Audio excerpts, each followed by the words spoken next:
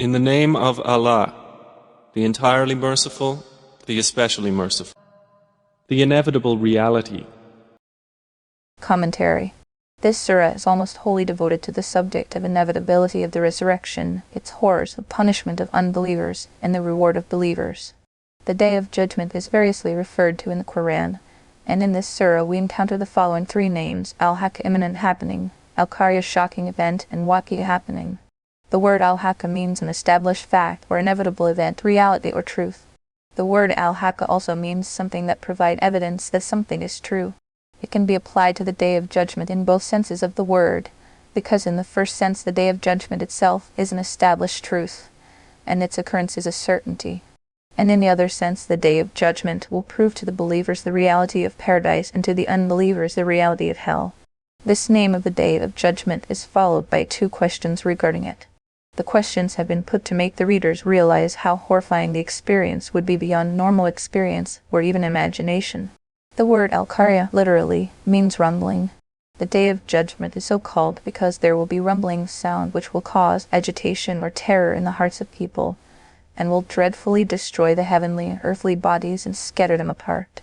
The word At-Taqiyah is derived from Tagyan, which means to exceed the limit, signifying an extremely severe punishment, that is, it would be such high-pitched sound which would exceed the limit of any of the sounds of the mortal world, and the human heart or brain would not be able to bear. When Thamud exceeded the limit in denying the Day of Judgment, they were destroyed by that dreadful cry which exceeded all limits. It was a combination of most high-pitched sound of thunderbolt together with a flash of lightning that struck them, which rent their hearts. What is the inevitable reality? See Surah Al-Haqqah, Ayah 1 for the Tafsir. And what can make you know what is the inevitable reality? See Surah Al-Haqqah, Ayah 1 for the Tafsir. Thamud and Ad denied the striking calamity. See Surah Al-Haqqah, Ayah 1 for the Tafsir. So as for Thamud, they were destroyed by the overpowering blast. See Surah Al-Haqqah, Ayah 1 for the Tafsir. And as for Ad, they were destroyed by a screaming, violent wind. The phrase Rihin Sarsaran in verse Surah Al-Haqqah, Ayah 6 refers to a violent windstorm which is also severely cold, which Allah imposed upon them for 7 nights and 8 days in succession. So you would see the people therein fallen, as if they were hollow trunks of palm trees. 7 nights and 8 consecutive days. Surah Al-Haqqah, Ayah 7, according to some of the narratives, the punishment of windstorm started on Wednesday morning and lasted till the following Wednesday evening. In this way, it makes up 8 days and 7 nights. The word Husuman in verse Surah Al-Haqqah, Ayah 7, is the plural of Hasim and means cutting them off entirely or causing them to perish completely. The word Mutafikat in verse Surah Al-Haqqah, Ayah 9, means adjacent to one another. The towns of Sayyidina Sodom and Gomorrah are so called because they were adjacent to each other, or because when the punishment overtook the disbelievers and criminals overthrowing their towns, they were all jumbled up. Another possible meaning of Mutafikat is overthrown, as mentioned by several exegetes. The translation in the text is based on this meaning. Muhammad Taqi Ismani. Then do you see of them any remains? See Surah Al-Haqqah, Ayah 7, for the Tafsir. And there came Pharaoh and those before him, and the overturned cities with sin. See Surah Al-Haqqah, Ayah 7 for the Tafsir. And they disobeyed the messenger of their Lord, so he seized them with a seizure exceeding in severity. See Surah Al-Haqqah, Ayah 7 for the Tafsir. Indeed, when the water overflowed, we carried your ancestors in the sailing ship. See Surah Al-Haqqah, Ayah 7 for the Tafsir. That we might make it for you a reminder, and that a conscious ear would be conscious of it. See Surah Al-Haqqah, Ayah 7 for the Tafsir. That when the horn is blown with one blast, then when the trumpet will be blown for the first time, Surah Al-Haqqah, Ayah 13, Termid, he records a hadith on the authority of Say ibn Abdullah ibn Umar, may Allah be pleased with him. The Surah trumpet is a horn-like object which will be blown on doomsday. For the first time, Surah Al-Haqqah, Ayah 13. It means that it will be a sudden and a single continuing sound that will last until all die. The texts of Quran and Sunnah show that the trumpet will be blown twice on the Day of Judgment.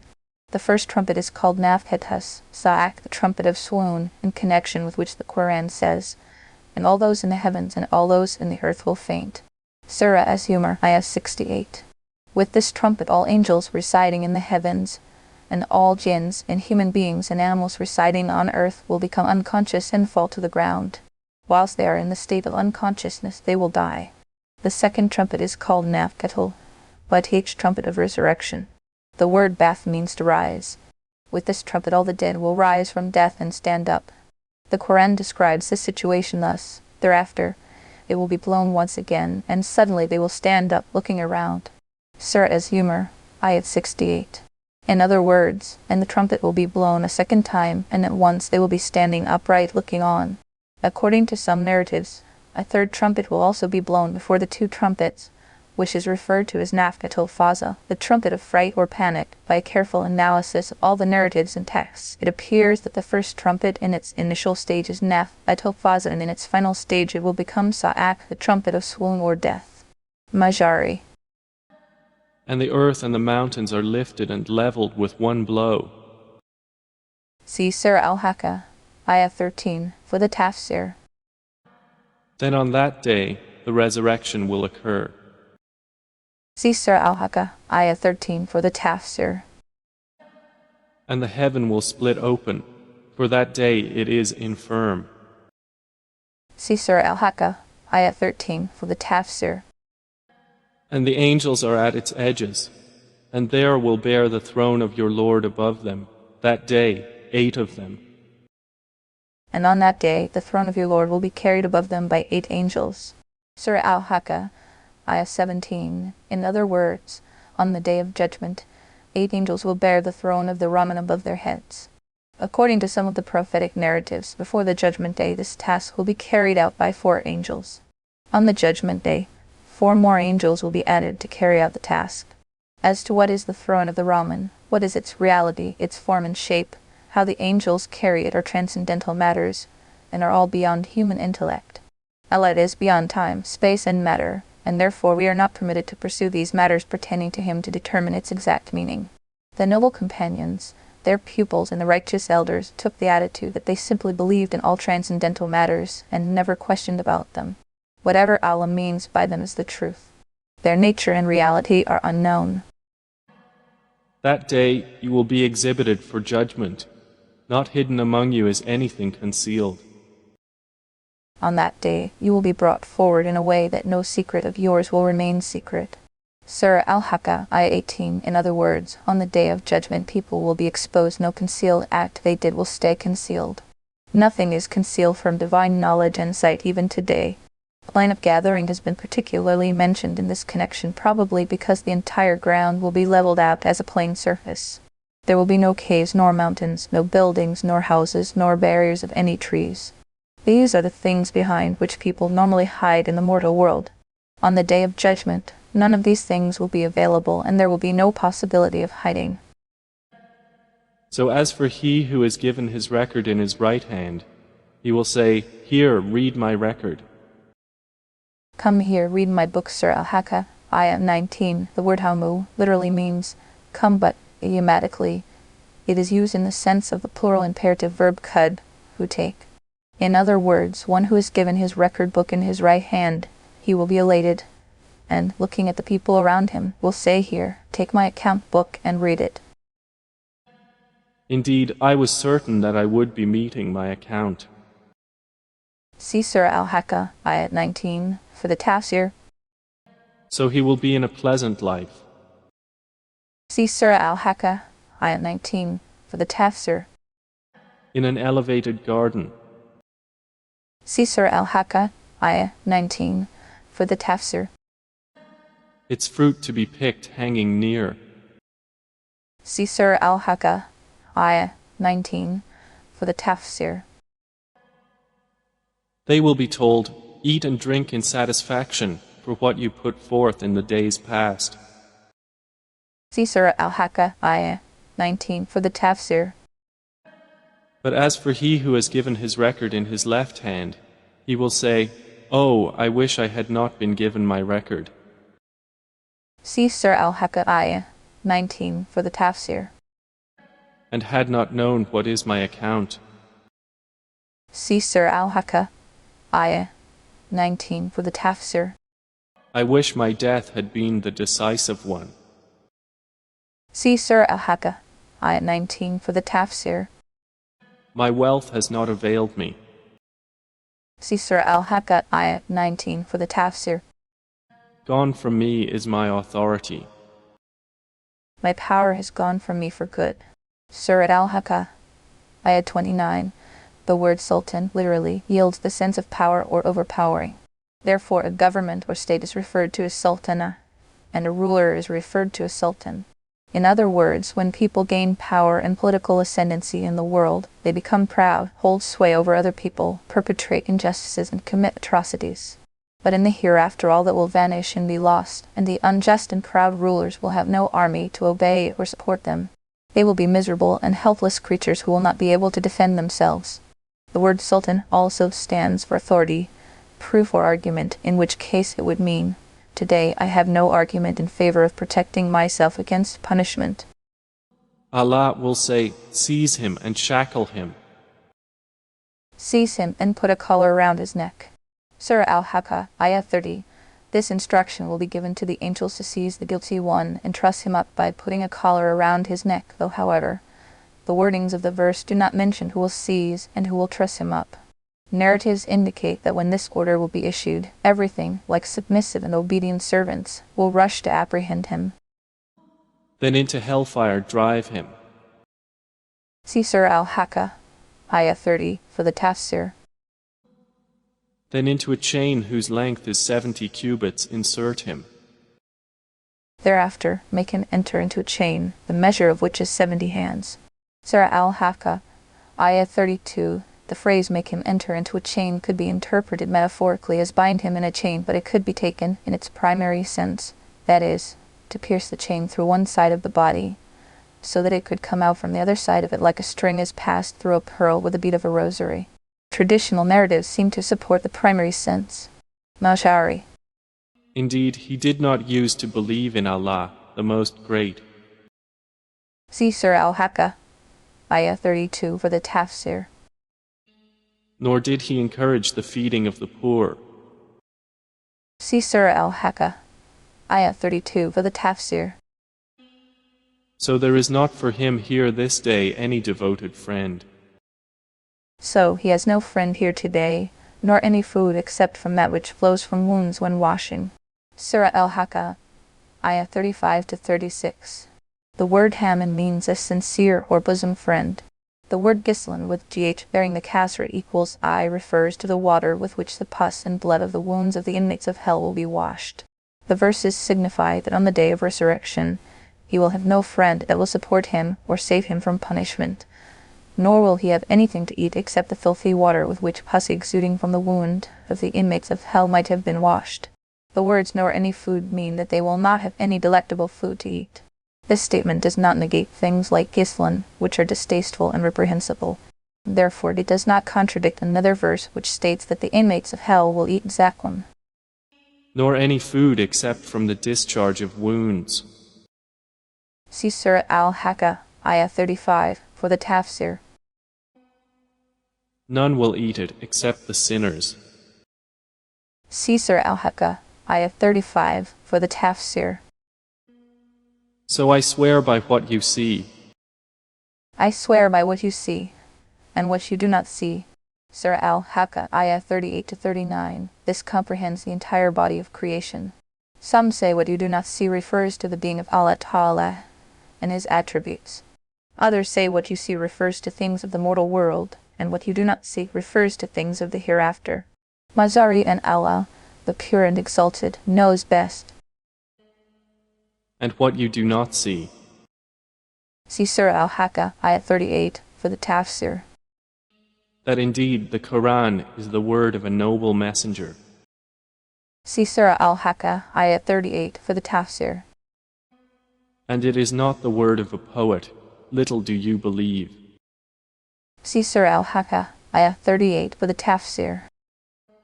Nor the word of a soothsayer, little do you remember. See Surah Al-Haqqah, Ayah 38 for the Tafsir. It is a revelation from the Lord of the worlds. See Surah Al-Haqqah, Ayah 38 for the Tafsir. And if Muhammad had made up about us some false sayings, and had he forged some statements in our name, we would have certainly seized him by the right hand, and then severed his life. Surah Al-Haqqah, Ayah 44-46. The word takwal means to forge, fabricate or concoct, and the word watan refers to a aorta or life artery. This is the main artery that carries blood from the heart to other parts of the body. Once this artery is cut off, death occurs instantly. The foregoing verses refute the outrageous thoughts of the disbelievers. They used to accuse the Prophet of being a poet and a soothsayer. They said that the Qur'an was the word of a poet or the word of a soothsayer. The Qur'an denounces their argument. It is not the word of a poet nor the word of a soothsayer. It is a revelation from Allah to His Messenger.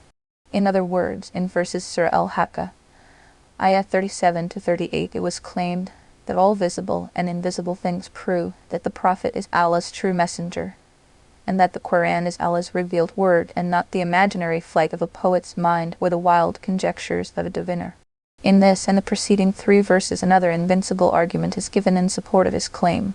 The argument is to the effect that if the Prophet had been a forger of lies against Allah, Allah's strong hand would have seized him by the throat and cut off his life artery, and he would have certainly met with a violent death. The invincible argument is put forward in a strong language, assuming the impossible to make the ignorant realize the worst case scenario. The expression right hand is used probably because when a convicted criminal is to be executed, the executioner stands in front facing the condemned person. The executioner's left hand faces the guilty person's right hand. The executioner holds the condemned person with his left hand and attacks him with his right hand. A cautionary note.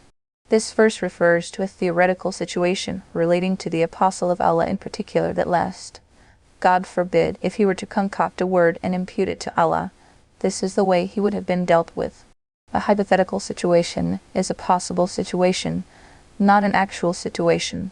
Thus this does not necessarily set down a universal principle that any and every impostor who lays claim to prophethood would be destroyed as a matter of general rule.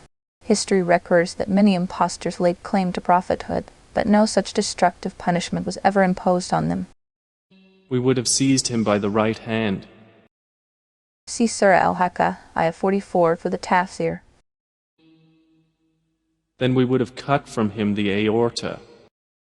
See Surah Al-Haqqah, Ayah 44 for the Tafsir. And there is no one of you who could prevent us from him. See Surah Al-Haqqah, Ayah 44 for the Tafsir. And indeed the Quran is a reminder for the righteous. See Surah Al-Haqqah, Ayah 44 for the Tafsir. And indeed we know that among you are deniers. See Surah Al-Haqqah, Ayah 44 for the Tafsir. And indeed it will be a cause of regret upon the disbelievers. See Surah Al-Haqqah, Ayah 44 for the Tafsir. And indeed it is the truth of certainty. See Surah Al-Haqqah, Ayah 44 for the Tafsir.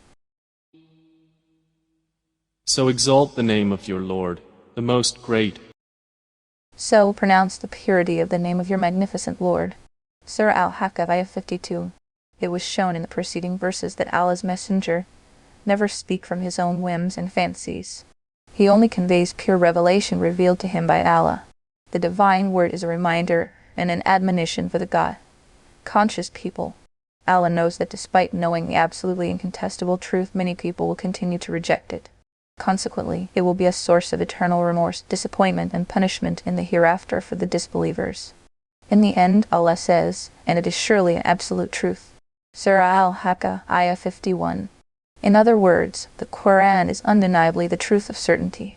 There is no room for any doubt or suspicion in it. Finally, Allah addresses the Prophet to say, so pronounce the purity of the name of your magnificent Lord. Surah Al-Haqqah, Ayah 52. This signifies that the Prophet should not pay any heed to the criticisms of the obdurate disbelievers, nor should he feel distressed. He should rather pronounce the purity of Allah's name. This will relieve his distress and grief. On another occasion, the Quran says, and we know that your heart feels distressed for what they say. Surah Al-Haqqah, ayat 97-98. So, proclaim the purity and glory of your Lord, and be among those who prostrate. 98. The Prophet is advised not to pay any attention to the disbelievers talking nonsense. The best remedy for his distress and grief is to glorify Allah, praise Him, and prostrate before Him. Abu Dawud records a narration from Say, Ibn Utbah bin Amir Juhani, may Allah be pleased with him, that when the verse, so pronounce the purity of the name of your magnificent Lord, 521 was revealed, the Prophet instructed this tasbih to be reserved for the posture of ruku, and when the verse pronounced the purity of the name of your most exalted Lord, Surah Al-Alaq, ayah 1 was revealed, he instructed this tasbih to be reserved for the posture of sajda. Therefore, by common consent of the Ummah, these tasbihat are recited in ruku and sajda respectively. According to overwhelming majority, it is sunnah to recite them and repeat them thrice. Some scholars say it is obligatory.